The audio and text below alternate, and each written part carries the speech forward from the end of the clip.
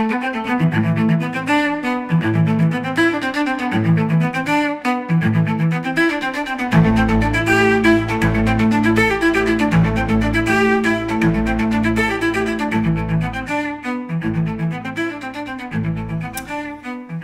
ne sais pas si vous connaissez cet ancien entraîneur de rugby, je crois. Il est aux grandes gueules, hein, ça s'appelle une grande gueule. Il s'appelle Mourad Boudjelal. Et donc, il sévit sur les antennes de RTL, l'émission Les Grandes Gueules.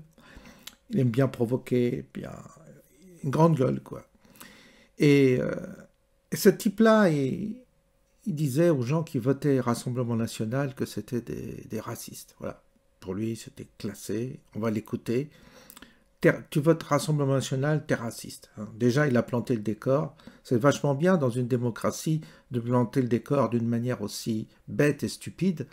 Et c'est pour ça que c'est dommage, parce qu'aujourd'hui, il dit des choses intelligentes, mais ça le décrédibilise par rapport, effectivement, à ce type de propos qu'on va écouter à l'instant. Moi, je l'appelle une girouette, comme beaucoup, des opportunistes. Mais il n'y a pas de fond. Il n'y a pas de fond chez ces gens-là, parce qu'ils sont prêts à basculer dans le camp qui gagne. C'est ça, en fait. Mais c'est peut-être bon signe pour nous, finalement.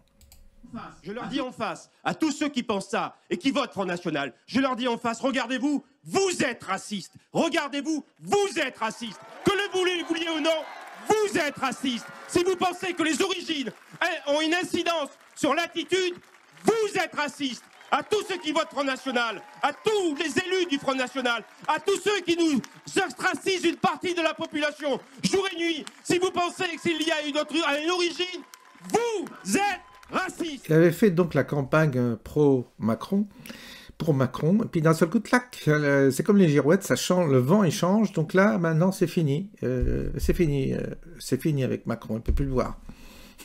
On écoute.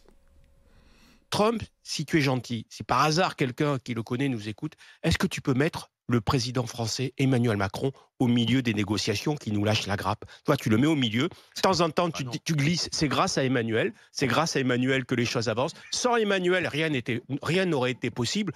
Comme ça, on va avoir la paix. Il va arrêter de mettre sa cravate noire, de venir à la télé, nous gonfler avec une pseudo-guerre uniquement parce qu'il a une ambition européenne et qu'il a bien compris que pour fédérer une Europe dont personne ne veut aujourd'hui, l'Europe de la paix, l'Europe de la croissance, elle est où? Personne n'en veut. Ursula, personne n'en veut, qui décide qu'on va envoyer 800 milliards pour une pseudo-guerre.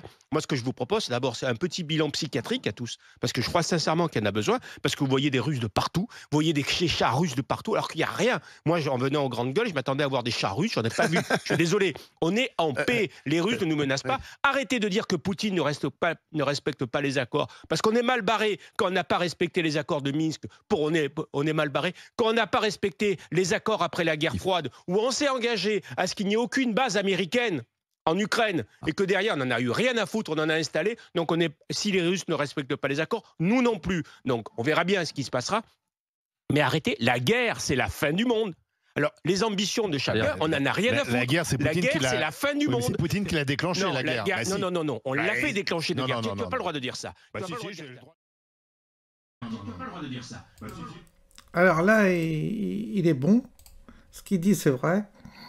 Mais vous voyez, c'est là où on voit que les gens sont capables de changer. Je ne suis pas sûr qu'il évolue. Je pense que c'est des gens qui sentent le ventre qui tourne et qui s'adaptent et qui changent de discours. Quand Macron allait gagner, ben, il a supporté Macron. Maintenant, il voit que Macron c'est terminé, qu'il y a un autre narratif qui est en train de se mettre en place et qui concerne justement la Russie, et là, il recorrige. Donc en fait, ces gens-là sont pas fiables, puisqu'ils n'ont pas, si vous voulez, une structure éthique stable. On peut pas prononcer des mots comme il a prononcé vis-à-vis du Rassemblement National en globalisant, en disant que les gens qui votent Rassemblement sont racistes. S'ils veulent y voir des racistes, il a déjà qu'à les voir en Afrique, s'ils ne sont pas racistes en Afrique. Et donc, franchement, c'est lamentable de prononcer ce type de discours. Autant, là, sur sa dernière intervention, bah oui, ce qu'il dit, c'est vrai. Vous voyez? Donc, comme quoi... alors là, je ne sais plus s'il va avoir le soutien du système, comme maintenant qu'il dit ça. sur la Russie. Bah oui, il a tout à fait raison, mais ça on le sait tous. Avec un minimum de connaissances et un minimum de bonne foi, on sait très bien que les Russes ont été contraints d'agir comme ça parce que c'est nous qui n'avons pas tenu nos paroles. Nous, occidentaux, nous, l'OTAN, nous, l'Europe. Voilà, je vous souhaite une bonne journée, je vous dis à bientôt.